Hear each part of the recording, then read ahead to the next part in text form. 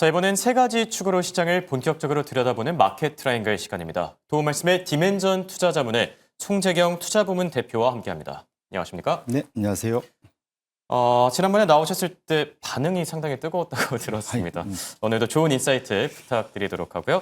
자, 첫 번째 키워드부터 같이 확인해 볼까요? 자, 첫 번째 키워드는 없어서 못 판다입니다. 지금 디램이 없어서 못 판다라는 소식이 계속 들려오고 있는데 뭐 삼성이나 하이닉스 이 제한된 캐파에서 HBM을 만들기 바쁜데 디램 값은 또 많이 올라온 상황이라고 하거든요. 디램 비중을 높이는 것이 또 편한 길은 아닐지 어떻게 생각하시죠, 대표님? 일단 말씀 주신 대로 이제 디램을 굳이 두 가지로 나눈다면 낸드도 마찬가지지만 네. 하이엔드 결국은 AI 서버에 들어가는 데이터 센터에 들어가는 HBM 같은 하이엔드가 있고 예. 우리 스마트폰이나 뭐 기타 등등 PC나 이런 데 들어가는 범용으로 이제 크게 두 개로 구분해 볼 수 있을 것 같습니다. 네. 근데 말씀 주신 대로 지금 HBM에 투자를 집중하다 보니까 이쪽 부분에 범용 쪽에 지금 수요는 그대로 유지되는 상태에서 저희 이제 공급이 부족하다 보니까 이제 가격이 급등을 하고 있는데요. 예. 다만 이제 그럼 고민되는 거죠. HBM도 잘 되는데 범용도 잘 돼 그러면 그렇죠. 양쪽을 다 늘려야 돼라고 네. 이제 고민할 수 있을 텐데 중요한 거는 이전과 달라진 거는 지금 이전에는 이제 기존의 그 3사 대충 한 낸드까지 하면 4, 5, 4 정도가 경쟁을 하고 있었는데 최근에 네. 중국 업체들이 아무래도 좀 부상을 하고 있어요. 그렇죠. 그래서 또 특히 이 범용 쪽의 주력 수요 고객들은 다 중국하고 대만입니다. 네.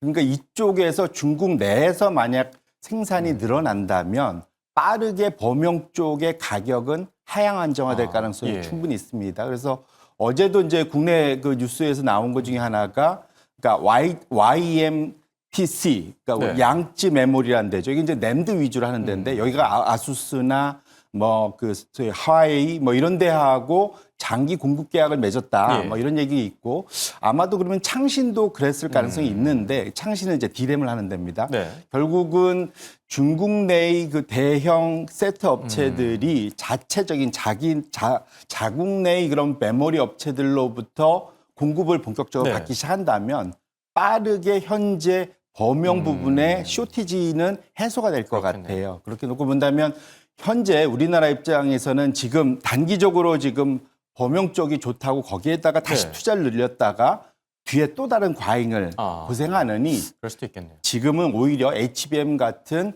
하이엔드, 낸드도 좀 하이엔드 이쪽에다 네. 집중을 하는 것이 더 맞지 않나 이렇게 생각을 하고 있습니다. 뭐 어쨌든 디램 이 부족 사태는 곧 해결될 가능성이 크다 이렇게 얘기를 해주시는 것 같은데 그렇다면 반도체 소부장 투자 전략은 지금 시점에서 어떻게 가져가는 게 좋을까요? 말씀 주신 대로 지금 그러니까 범용 쪽 그러한 그 캐펙스를 늘리는 예. 데에 밸류 체인도 있고 HBM이나 비메모리도 있는데 네. 기본적으로 HBM은 지속적으로 부족이 하기 때문에 결국은 이건 SK하이닉스나 삼성전자 모두 캐펙스를 계속 예. 늘릴 가능성이 높고요. 특히 이제 삼성전자는 비메모리 쪽에 지금 고객 확보가 생각보다 빨리 되고 있지 않습니까? 그렇죠. 그래서 뭐 애플이나 뭐 사실은 뭐 퀄컴이나 이런 쪽이 지속적으로 들어올 가능성 또 테슬라도 들어와 있고 뭐 이런 비메모리 쪽에 생각보다 개선폭이 크기 때문에 그쪽과 관련된 투자 증설은 지속적으로 좀 늘 가능성이 좀 있어 보입니다.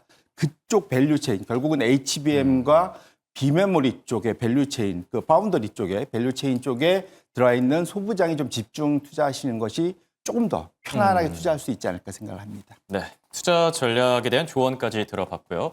자, 두 번째 키워드로 넘어가 보도록 하겠습니다. 두 번째 키워드 보여주시죠. 두 번째 키워드는 짱구도 금지입니다. 시청자분들도 다 아시겠지만 일본의 유명 애니메이션이죠. 그런데 지금 중국과 일본 간의 갈등으로 뭐 짱구 상영조차도 이제 금지시켰다라고 하는데 글쎄요, 이렇게 갈등으로 인해서 움직이는 섹터들이 참 많은 것 같은데 트레이딩 관점에서 지금 접근해도 괜찮을까요? 예, 이게 사실은 이제 이거 결국 결론인 것 같습니다. 중국은 관광업계의 전 세계 최고 고객이지 않습니까? 예, 그렇죠. 가장 큰 손이고 네. 이제는 소위 머릿수로 장사를 했다면 지금은 돈도 많이 씁니다.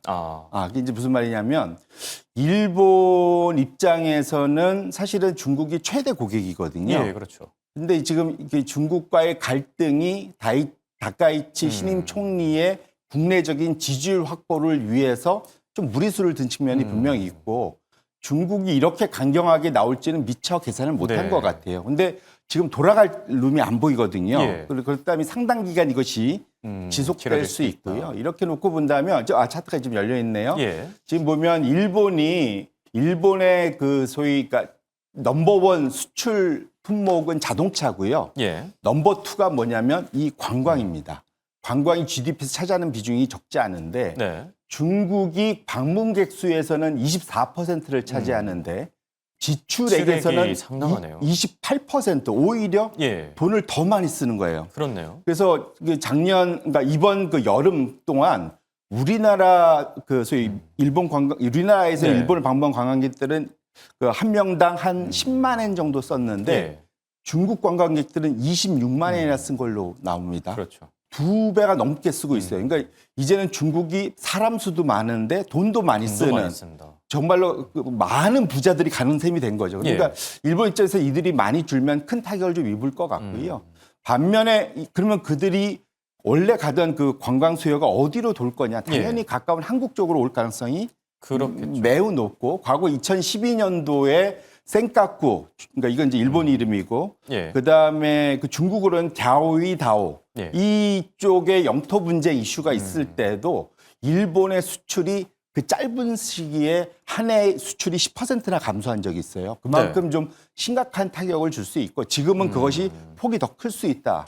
거꾸로 그러면 그 반사수에는 우리나라에서 볼 수 있기 때문에 예. 기본적으로는 국내 인바운드 수요의 혜택을 볼 수 있는 업종이 좋을 것 같고요. 좀 당연히 특별히 눈여겨볼 만한 업종이 있을까요? 호텔. 호텔이요. 예, 이거는 100% 인바운드에 대응을 해야 되니까요. 그다음에 여행사 이제 아웃바운드도 있지만 인바운드 갖고 데려올 수 있고 네. 항공은 상대적으로는 좀 경쟁을 해야 되기 때문에 조금 뒤쪽으로 빠져 있을 것 같은데요. 뭐 지금은 이제 한동안 쉬었던 이제 화장품도 조금 더 예. 이제 팝업이 되고 있는 것 같습니다.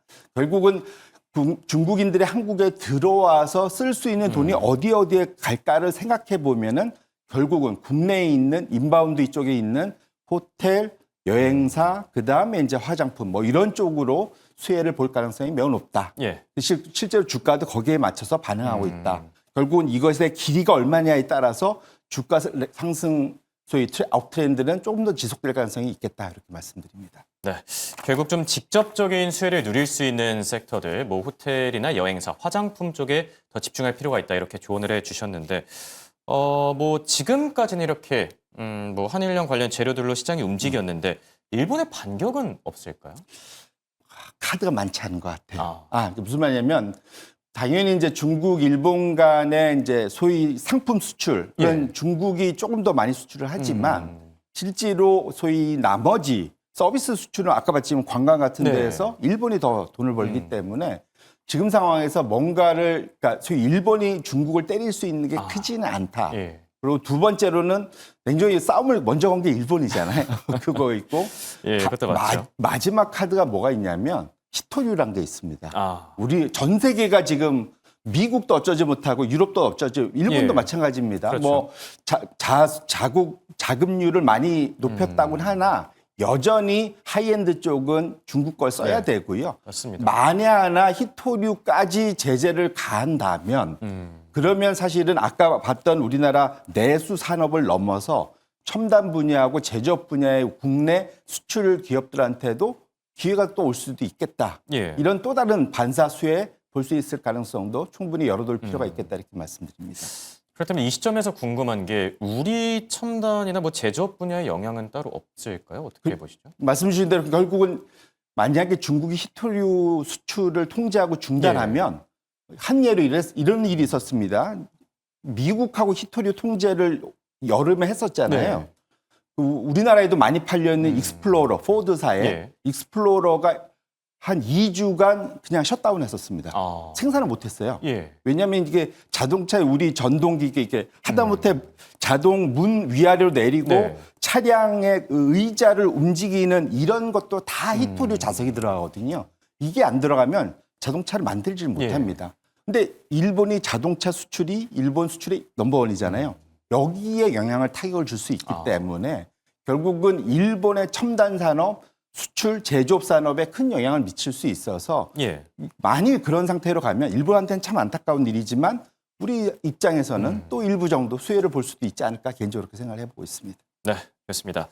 자, 이제 세 번째 키워드로 넘어가 보도록 할게요. 세 번째 키워드 보여주시죠. 자, 세 번째 키워드는 다음 분수령입니다.